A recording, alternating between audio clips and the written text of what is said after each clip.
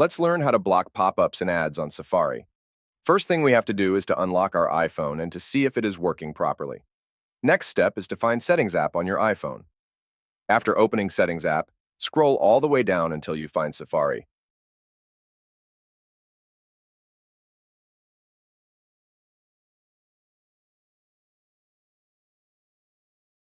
Click on Safari, and that will lead you to New menu where we can adjust a lot of things on our browser. But we right now need to block pop-ups, which you will find if you scroll down.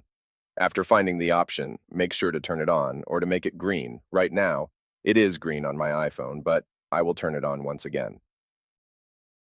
Also, make sure to copy my other setting for better browsing performance.